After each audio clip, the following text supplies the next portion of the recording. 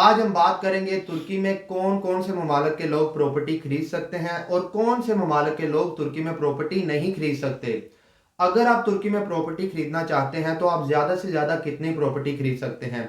क्या आप तुर्की के किसी गांव में प्रॉपर्टी खरीदना चाहते हैं? क्या आप वो प्रॉपर्टी खरीद सकते हैं किसी गांव में? अगर आप किसी गांव में प्रॉपर्टी खरीदते हैं तो क्या आप खुद उस प्रॉपर्टी के ऊपर घर बना सकते हैं, उस जमीन के ऊपर घर बना सकते हैं? ये सारी इंफॉर्मेशन जानने की कोशिश करेंगे। हमारे साथ हैं अली अकबर साहब। अस्सलाम वालेकुम सर, क्या हाल है? वालेकुम अस्सलाम कलीमुल्लाह। मैं ठीक हूँ, आपका क्या हाल है? अल्हम्दुलिल्लाह सर, मैं ठीक हूँ। सर, मैं आपसे ये जानना चाहूंगा कि तुर्की में कौन कौन से ममालिक के लोग प्रॉपर्टी खरीद सकते हैं और किन ममालिक के लोगों को तुर्की में प्रॉपर्टी खरीदने की इजाज़त नहीं है। जी बिल्कुल, माशाल्लाह। आज का टॉपिक बहुत अच्छा है आपका। बहुत शुक्रिया सर आपका। देखें, टर्की में तकरीबन 183 ममालिक 183 कंट्रीज़ के लोग जो हैं प्रॉपर्टी ख़रीद सकते हैं। टर्की ने ये लॉ 2017 में बनाया। उससे पहले प्रॉपर्टी ख़रीद सकते थे, लेकिन उसमें बहुत से प्रॉब्लम्स थे। यानी मिलिट्री से अप्रूवल लेना पड़ती थी, गवर्नमेंट से अप्रूवल लेना पड़ती थी। प्रॉपर्टी ख़रीदने का प्रोसीजर बहुत मुश्किल था। लेकिन उसके बाद इन्होंने जो है ये कानून बनाकर इसको बहुत ज़्यादा सिंप्लीफाई कर दिया। सिर्फ आप विज़िट वीज़ा पर हों, लीगल हों और आपके पास तस्वीरें हों, आप पासपोर्ट और तस्वीरें देकर बड़ी ही आसानी से प्रॉपर्टी ख़रीद सकते हैं। और विद इन 3 वीक्स ये सारा प्रॉपर्टी परचेजिंग का प्रोसेस मुकम्मल हो जाता है अंडर वन विंडो। तो ये जो प्रोसेस है इसको इतना सिंप्लीफाइड कर दिया। और तकरीबन 183 ममालिक जो हैं वहाँ के शहरी वो आकर टर्की में प्रॉपर्टी ख़रीद सकते हैं। इससे पहले ये था कि जिन ममालिक में टर्किश शहरी जाकर प्रॉपर्टी ख़रीद सकते थे, सिर्फ उन्हीं ममालिक के लोग आकर टर्की में प्रॉपर्टी ख़रीद सकते थे। लेकिन उसके बाद गवर्नमेंट ने इसको सिंप्लीफाइड कर दिया। मेन मकसद क्या था कि ज़्यादा से ज़्यादा लोग टर्की में प्रॉपर्टी ख़रीदें और इन्वेस्टमेंट आए टर्की में, जिससे टर्किश इकानमी को फ़ायदा हो। और हुआ भी। अब तक तकरीबन 10 बिलियन डॉलर्स जो है, यानी 10 अरब डॉलर इन्वेस्टमेंट हो चुकी है। इसमें तकरीबन 45,000 घर जो है 2019 में सेल हुए। 50,000 के अराउंड जो है एक्सपेक्टेशन है 2020 के एंड तक जो है वो हो जाएंगे, और इससे भी ज़्यादा उम्मीद है नेक्स्ट ईयर, क्योंकि ये जो प्रोसेस है पिछले 2-3 साल से बहुत ज़्यादा स्पीड अप हुआ है। अब बात ये आती है कि 183 ममालिक के शहरी खरीद सकते हैं प्रॉपर्टी, लेकिन वो कौन से 5 ममालिक हैं जिनके शहरी प्रॉपर्टी नहीं खरीद सकते। तो इनका हम आपके साथ शेयर करते हैं। सबसे पहला है सीरिया, यानी शाम। शाम के शहरी जो है, यानी सीरिया के जो शहरी हैं, वो तुर्की में प्रॉपर्टी नहीं खरीद सकते। दूसरा जो है वो आर्मीनिया है। आर्मीनिया के शहरी भी टर्की में प्रॉपर्टी नहीं खरीद सकते। तीसरा जो है वो नॉर्थ कोरिया है। नॉर्थ कोरिया के शहरी भी टर्की में प्रॉपर्टी नहीं खरीद सकते। चौथा जो है वो नाइजीरिया है। नाइजीरिया के शहरी भी प्रॉपर्टी नहीं खरीद सकते टर्की में। और पांचवा क्यूबा आ जाता है। तो इन 5 ममालिक के शहरी, जिसमें मैंने बताया सीरिया है, आर्मीनिया है, नॉर्थ कोरिया है, नाइजीरिया है और क्यूबा है, इन पांचों ममालिक के शहरी टर्की में प्रॉपर्टी नहीं खरीद सकते। अब आते हैं कौन से ममालिक के शहरी प्रॉपर्टी खरीद सकते हैं, लेकिन उनको अप्रूवल की ज़रूरत होती है। ईरान, इराक और फ़लस्तीन। यानी फ़लस्तीन, ईरान और इराक के शहरी ये अगर प्रॉपर्टी ख़रीदना चाहते हैं तो इनको लोकल गवर्नर जो है गवर्नमेंट का, किसी भी सूबे का, उससे इजाज़त लेना पड़ती है। इंटीरियर मिनिस्ट्री से इजाज़त लेना पड़ती है। और उसके बाद ये प्रॉपर्टी ख़रीद सकते हैं इन 3 ममालिक के शहरी। बाकी ये है कि पाकिस्तान है, इंडिया है, बांग्लादेश है या दूसरे ममालिक के जो शहरी हैं, वो बड़ी आसानी से टर्की में प्रॉपर्टी ख़रीद सकते हैं। और 15 से 20 हज़ार डॉलर का घर ख़रीद कर भी प्रॉपर्टी रेजिडेंस अपने लिए और अपनी फैमिली के लिए ले सकते हैं। लेकिन अगर 2.5 लाख डॉलर की इन्वेस्टमेंट करते हैं तो 2.5 लाख डॉलर की कमर्शियल या रेजिडेंशियल प्रॉपर्टी ख़रीदने पर वो अपने लिए और अपनी बीवी और बच्चों के लिए पासपोर्ट ले सकते हैं विद इन 3 मंथ्स। तो ये सारी सहूलतें हासिल हैं ऐसे लोगों को जो टर्की में प्रॉपर्टी ख़रीदना चाहते हैं या ख़रीदते हैं। जी सर, माशाल्लाह, बहुत शुक्रिया सर आपका। सर मैं आपसे ये जानना चाहूँगा कि जैसा कि आपने इजाज़त की बात की कि यानी कि हमारे पाकिस्तानी भाइयों को किसी किस्म की गवर्नमेंट से इजाज़त लेने की ज़रूरत नहीं है प्रॉपर्टी खरीदने जी के जी। लिए। बहुत शुक्रिया सर आपका। सर मैं आपसे ये जानना चाहूँगा कि तुर्की में ज़्यादातर किन ममालिक के लोग प्रॉपर्टी खरीद रहे हैं? जी, आप देखते हैं कि जब से इन्होंने ये आसानियाँ पैदा की, जी सर। तो टर्की एक बेसिकली एक ऐसा कंट्री है जो ग्रोइंग इकॉनमी है।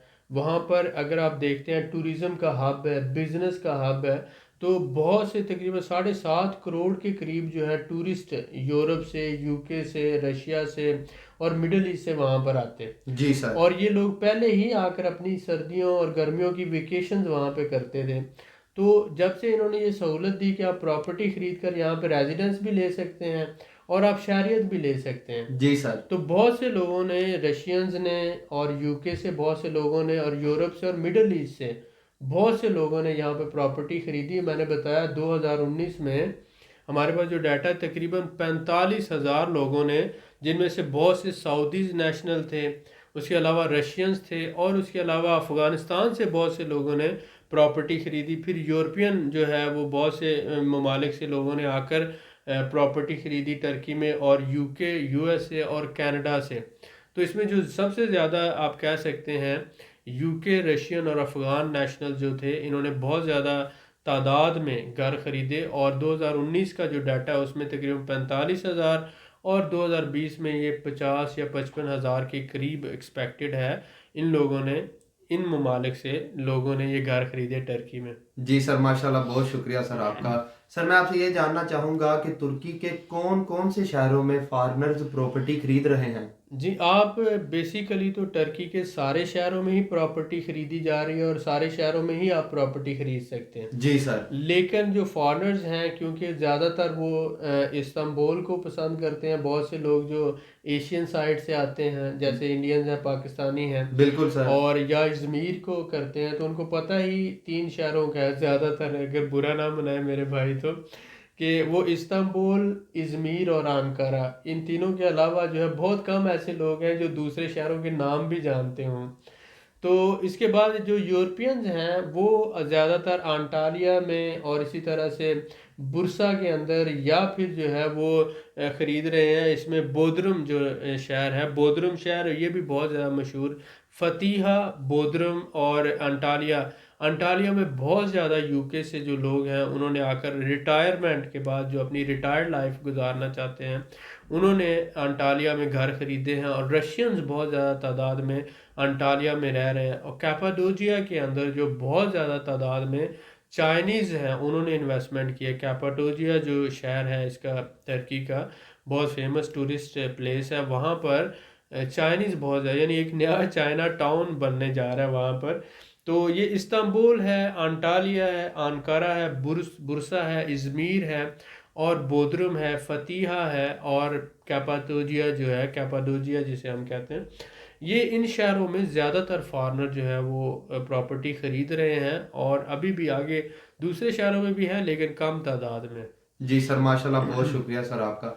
सर मैं आपसे ये जानना चाहूँगा, क्या तुर्की में फॉरेनर ज़मीन खरीद सकते हैं? अगर खरीद सकते हैं तो क्या उसकी कोई लिमिट है कि इतनी ज़मीन खरीदी जा सकती है? जी कलीमुल्ला, ये बहुत अहम सवाल है, बहुत से लोग ये पूछते हैं। जी सर, बिल्कुल। कोई भी फॉरेनर जो अलाउ है प्रॉपर्टी, रेजिडेंशियल या कमर्शियल प्रॉपर्टी खरीदने के लिए, वो लैंड भी खरीद सकता है। सही हो गया सर। लेकिन ये एक ही रिस्ट्रिक्शन है कि वो लैंड जो है मिलिट्री जोन में नहीं होनी चाहिए या मिलिट्री एरिया या बेस के करीब नहीं होनी चाहिए। जी सर।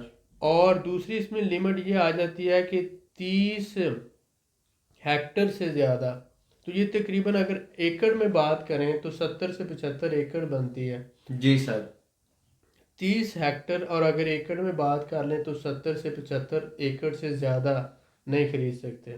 तो पाकिस्तान में जैसे मुरब्बे होते हैं, 25 एकड़ का एक मुरब्बा है, तो 3 मुरब्बे से ज़्यादा नहीं खरीद सकते। सही हो गया यानी सर। 75 एकड़ से ज़्यादा फॉरेनर ज़मीन नहीं खरीद सकता टर्की में। और अगर किसी गांव में जो भी ज़मीन है, 3, 4, 10, 15 फॉरेनर हैं, तो फॉरेनर्स जो हैं उस लिमिट को जब 10% उस जगह की या उस डिस्ट्रिक्ट की जगह सेल हो जाए फॉरेनर्स को, तो 90% टर्किश लोगों की रहनी चाहिए। जी तो सर। 10% से ज़्यादा एक डिस्ट्रिक्ट में, एक विलेज में, एक जगह पे फॉरेनर नहीं ले सकते, 10% से ज़्यादा।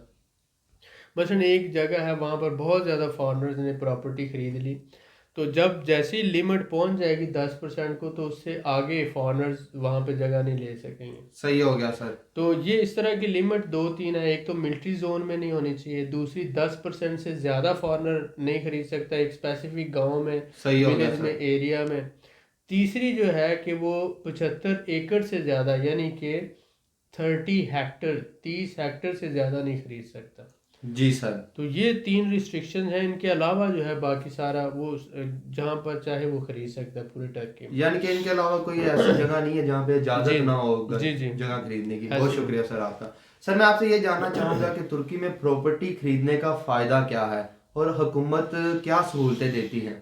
जी, इसमें एक जो पॉइंट मैं क्लियर करना चाहता था, बहुत से हमारे भाई पूछते हैं कि जी सर। अगर कोई बंदा अपना प्लॉट लेकर खुद अपना घर बनाना चाहता है तो वो बना सकता है।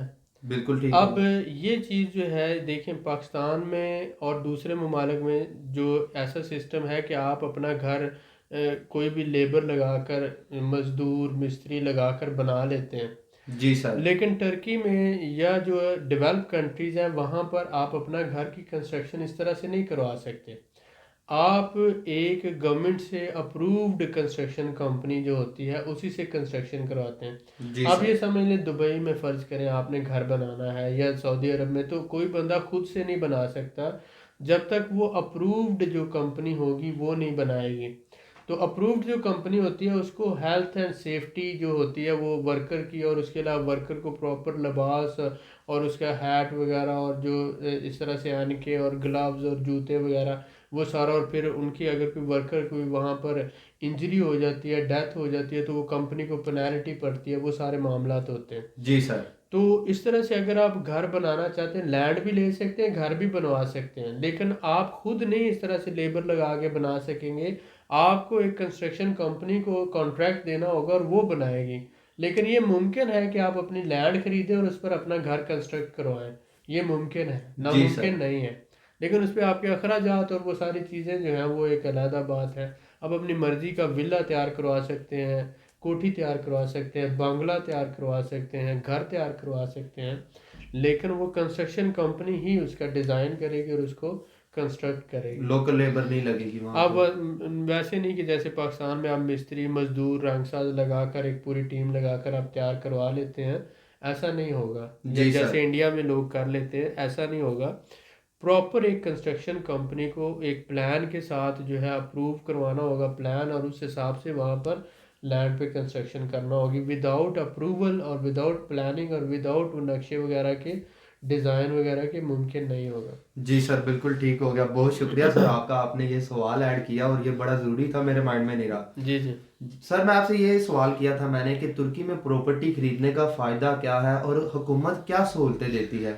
जी, ये बहुत अच्छा सवाल है। कि पहली बात तो ये है कि बहुत से ममालिक से, यूके है, यूरोप है, कनाडा, अमेरिका, या ये जो रशिया वगैरह, यहाँ से सस्ती प्रॉपर्टी है टर्की में। जी सर। और दूसरी बात ये आ जाती है कि लिविंग स्टैंडर्ड जो है वो यूरोपियन के इक्वल ही है।